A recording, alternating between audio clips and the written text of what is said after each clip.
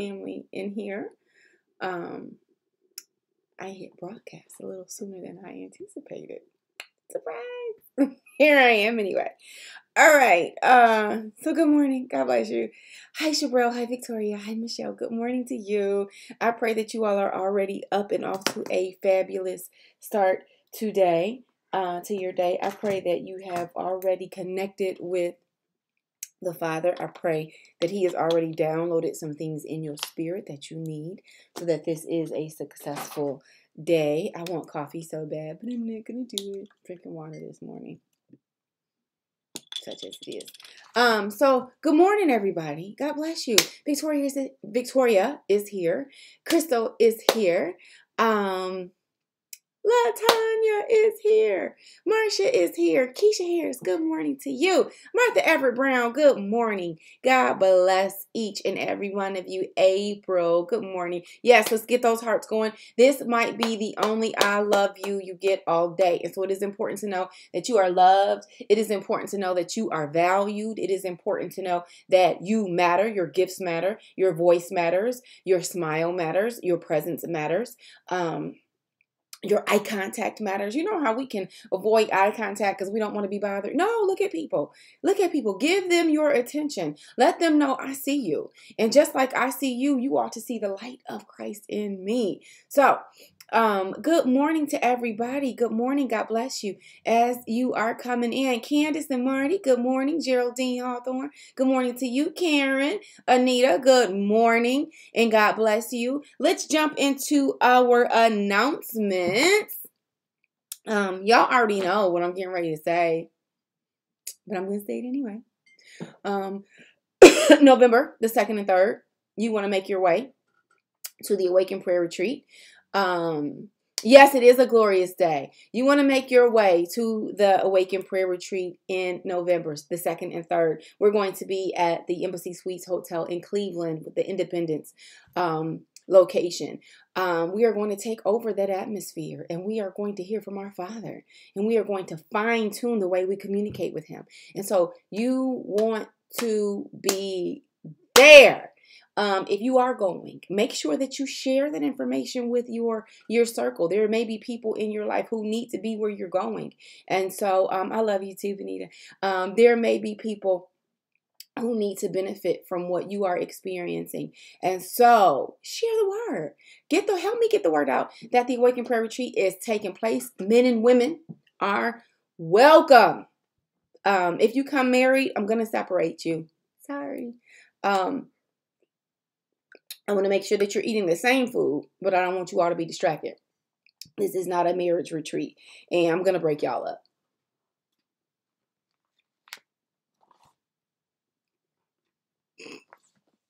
Was that petty? I don't know if that was petty. Did I come off as petty?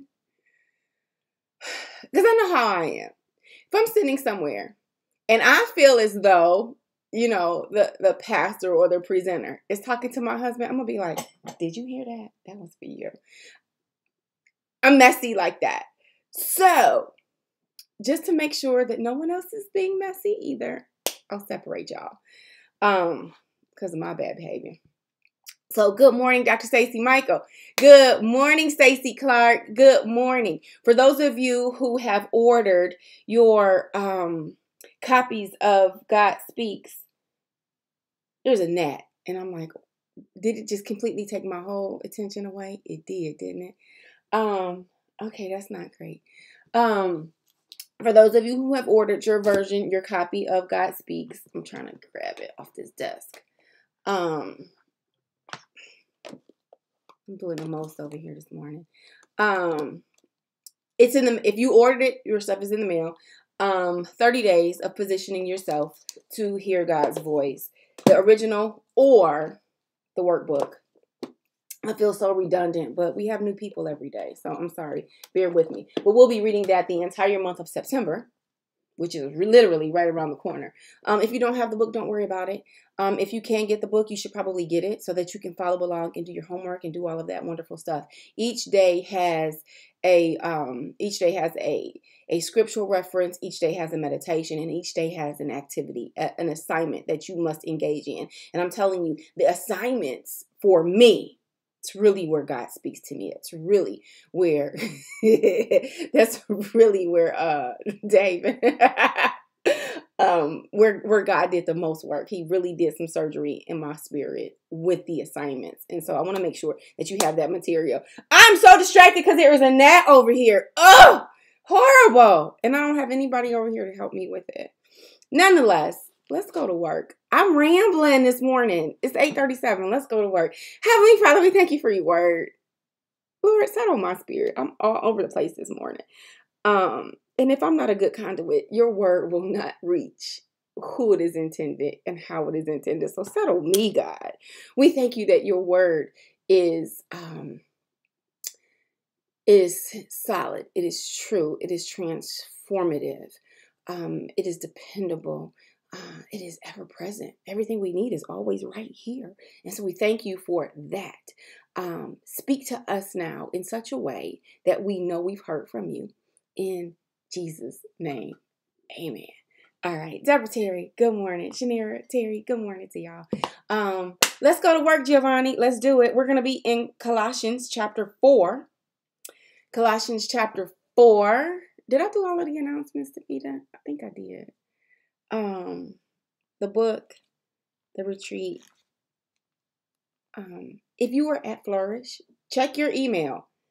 Some information went out about Flourish and the videos and all of that wonderful stuff. The pictures, the links, they're all in your email. So if you attended Flourish, check your email. All of that wonderful stuff is in there for you. I know sometimes it may go to spam because it's in a group message.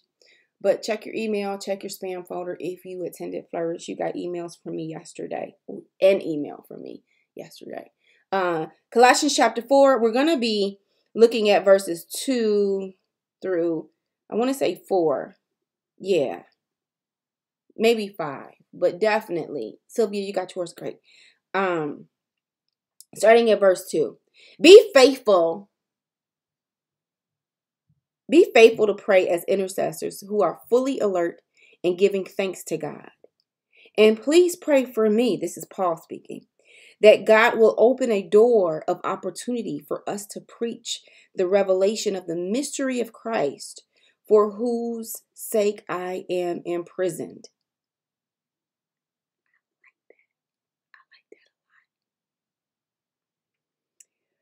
Pray that I would unfold and reveal fully this mystery, for that is my delightful assignment. This man just said imprisoned and delightful assignment in the same sentence. I'm going to read it again because there's so much in here. I want you to take it and run with it. Okay, are y'all ready? This is Paul. Paul's in jail and he's writing a letter from jail. Be faithful to pray as intercessors who are fully alert and giving thanks to God. First of all, he is encouraging people on the outside to remain connected to God. He's not getting his way. He's being mistreated right now. He is imprisoned. He's sitting in the dark. But he is encouraging others, regardless of his circumstance. He is encouraging others. What does that say to us today? Regardless of what you are going through, regardless of what challenges may be facing you, there should always be something in you there should be a reserve that you should be able to tap into to still be a blessing to others, to still be an encouragement to others, to still give hope to others. It doesn't matter what we're going through. There should be a reserve. There should be a reserve. So he's saying, being faithful to pray as intercessors who are fully alert and giving thanks to God. And please pray for me that God will open a door of opportunity to teach us. An opportunity for us to teach the revelation of the mystery of Christ for those whose sake I am in prison. So look at this. He is encouraging others. He's encouraging others. He's not giving a whole lot of energy to his present predicament. He recognizes that he is in prison. But he is not allowing his present circumstance to dictate his next move. Oh, that's good. He is not allowing his present circumstance to dictate his next move. He's in prison, but he's planning as if he's not. He's experiencing a setback, but he is proceeding as if he's not. There is a challenge in his face, but he is focused on what is next. He is focused on serving God. He is focused on getting the gospel of Jesus Christ out to others who need it. He's not stuck in his mind. His spirit is not stuck. So I'm here to encourage you this morning that your present circumstance has no bearing on what is next.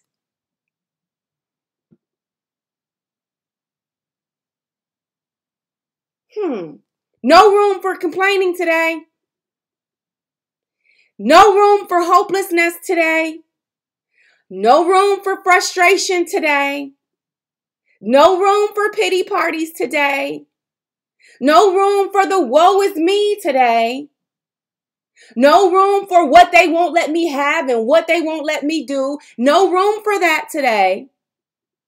He says, yeah, I'm in prison. But even though that's just a minor detail, my story's not over. My ending has not necessarily come to pass because I'm still here. So therefore, let me fix my mind on an opportunity. And how many of us could benefit from looking for an opportunity? Yeah, I'm here right now, but I'm looking for an opportunity to use my gifting. I'm looking for an opportunity to use my anointing. I'm looking for an opportunity to use my expertise. I'm looking for an opportunity to allow my testimony to encourage somebody else. I'm looking for an opportunity. And so he says to the people who are reading this letter, he says, pray for me that I will have an opportunity. And if there is an opportunity to share the gospel, that's what I want. There's an opportunity to represent Christ. That's what I want. So he says, pray for me that God will open a door of opportunity for us to preach. Don't pray for me to get out of prison, because if the door of opportunity is coming to me, I have to come out. Hello, somebody. With the opportunity comes the freedom I need. With the opportunity comes the resource I need. With the opportunity comes the support I need. With the opportunity comes the staffing I need. With the opportunity comes liberation.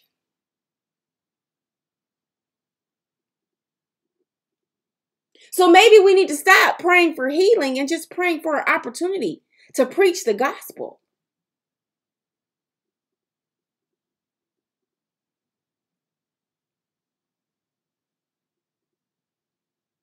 Maybe we should stop asking for the job. I'm just saying maybe. Maybe we should stop asking for the job and asking for an opportunity to preach the gospel. And perhaps it is that the gospel will take us to the job. Perhaps it is that the gospel will take us to the healing. Perhaps it is the gospel will take us to the right realtor who will give us the house. Maybe we should be asking for the opportunity. Give me an opportunity to serve you. And in serving you, I get a benefit package. Is that crazy or what? In serving him, we get a benefit package. The Lord knows what I need to serve him. So if my heart is bent toward serving, if my heart is bent toward preaching, if my heart is bent toward living for him, Everything else comes along with the territory. And that's his word. That's his word, Tiffany. His word says, seek ye first the kingdom. Look for the opportunity. Look for the opportunity to serve him. Look for the opportunity to get invested in kingdom business. Seek ye first the kingdom and his righteousness. And there's a promise. That statement is so loaded. And all these things that stress us, these things that keep us worried, those things that keep us up wondering at night, all these things will be added with the opportunity.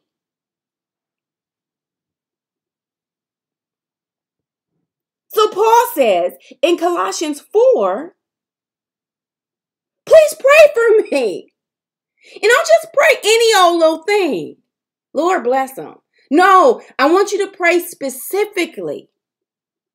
Pray that God will open a door of opportunity.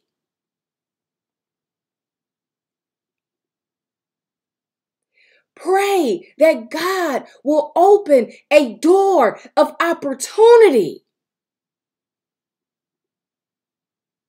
But this is the key. And then we're going to go home. Go to work. Go to school. Go wherever you need to go today.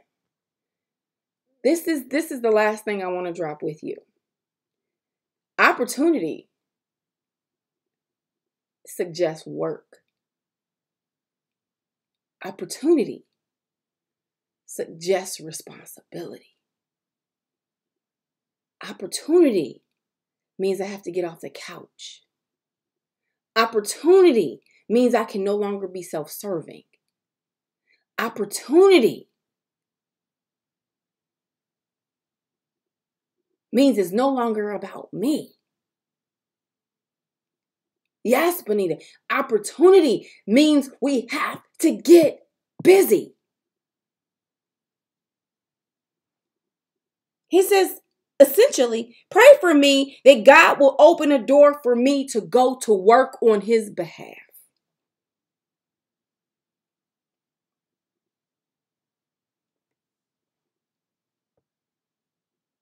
How many of us are ready to go to work on his behalf? Terry, Taylor, how many of us are really ready to go to work on his behalf? Because trust and believe, working for him is inconvenient. Oh, yes, it is. Working for him takes you out of your way. Working for him means long hours. Working for him means sometimes it's going to cost you. Working for him means people aren't going to like you. They're going to like you, and they're not going to like the God you serve. Working for him takes you out of your comfort zone. Working for him is sacrificial in every way imaginable. And Paul knew this. He knew this. He was in prison when he wrote this. He was in prison because of the gospel. And even while in prison, even while inconvenienced, even while suffering, he was yet praying for more opportunities to save, to redirect lives. So, working for him costs you. And sometimes you're going to be in your own personal prison, whatever that looks like. Sometimes it's the prison of sickness. But will you work? Will you continue to look for opportunity in prison? Sometimes it's the prison of, financial lack. There are seasons where even though you're doing what you should have done with your resources, the Lord will just put you in a place momentarily where you are forced to understand him as your source. It's not a punishment, it's a lesson. And will you still look to serve him while you're learning your lesson?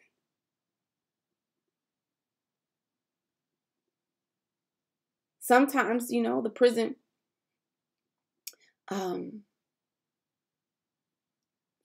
is the family we're in.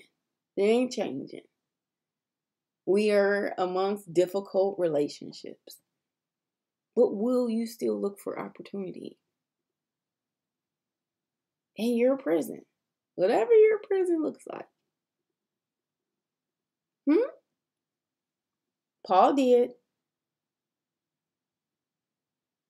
Paul was like, yep, I'm in jail, but I still want to serve you. Yeah, I'm not getting my weight right now, but I still want to serve you. Yeah, things are uncomfortable right now, but I still want to serve you. And God uses hearts like that. God uses individuals like that to do incredible things for him in the kingdom. Because it demonstrates that we're trustworthy. That we will serve him in season and out of season. So, that's all I have for today.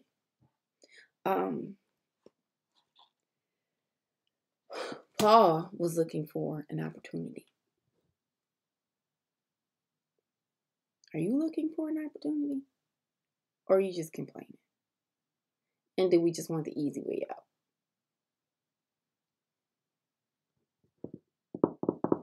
And if you sign up to volunteer, there is always an opportunity. You volunteer, the Lord will put you to work for him. Gladly so. And there's so many benefits that come with working for him. Yeah. Even in loneliness, sow what you're hoping for. Sow what you're hoping for. Sow what you're hoping will return to you. Even in your lonely place. It's an intro. Even in your lonely place. Sow joy. Sow encouragement. It comes back. Yeah.